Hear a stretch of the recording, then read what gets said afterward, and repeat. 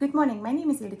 I am a future nurse practitioner, and I have a guest, Dr. Laura Cho. She is a DNP and an APRN-FNP nurse practitioner with the University of Cincinnati. Hi, thank you for having me today. Can you tell us a little bit about yourself? Yes, so I am currently a doctor of nursing practice, and I do both primary care that is focused for infectious disease patients, so patients that have chronic disease processes, especially HIV. And then I also do a big portion of research as well with my time for infectious disease. Thank you. I have a couple of questions about, you mentioned the specialty that you are working on, research. Can you tell me a little bit more about the research that you are doing and how the APRN position would influence and your work, everyday workload? And Absolutely. So a lot of the research studies that we have are to better our care, coordinate our care, treat chronic diseases, make chronic diseases that are sufferable less sufferable is the hope, right? Finding treatments, different modalities. And we do clinical care research with patients. So in my infectious disease clinic and primary care piece, those same patients are a lot of our research patients that we work with to improve outcomes in general. So the APRN role in this, being able to do the clinical exams and helping to develop and implement protocols,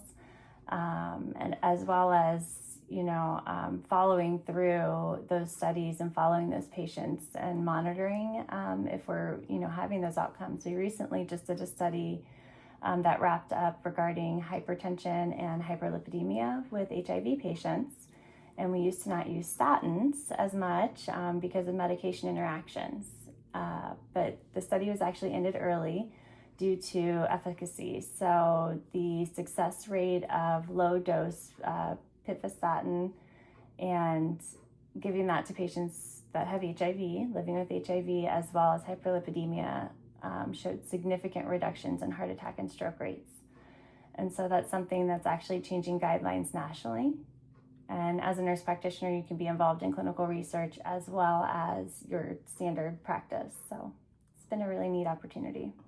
Sounds like it. And you kind of explained my next question, that do you see how significant the APRNs make a difference in a healthcare system, and is there any barriers that you can notice or see on an everyday basis that you can elaborate on? So I think it's apparent the difference we can make. I hear all the time from people, oh, I just love my nurse practitioner. I love my nurse practitioner. And I think that we're able to provide a unique role, a lot of support to our healthcare systems, support to our doctors and our patients, of course. But we provide that unique implementation into the healthcare system that we can fill some of those gaps that we have in healthcare.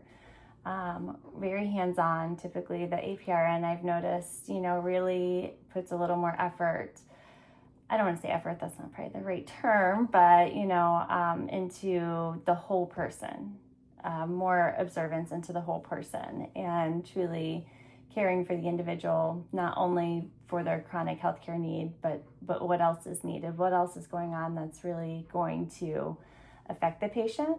And the patient, we can give them tools, teach them how to use them, but sometimes if we're not, addressing some of the other social issues that are happening, I think that's a big piece of it, that APRNs, we help link that up. We put that together, that if someone doesn't have housing, they don't have access to medications, then we can prescribe all day, but we truly can't reach them and help them and meet them where they're at when they can't meet those things that we're, telling them they should be doing. So APRNs do a great job with education, patient education, and really follow up in that manner. I think some of the barriers still are acceptance. I am very fortunate in the role that I'm in the position I'm in, that there's a lot of acceptance and appreciation for both APRNs and for the doctorate of nursing, being able to do research and work with these patients, be able to practice, with a collaborating physician that is not a direct supervisory position. It's truly a collegiate, relationship where things that we need to consult about, it's available, like having someone available instead of someone being a supervisor as a collaborating physician. And I know some facilities, some areas are not quite like that. So I'm very fortunate to have the respect and appreciation that I have with what I do. So for other places, though, I do know there's a lot of barriers with that. I know there's a big discussion of DNP, are we going to have the doctorate? Is it valuable?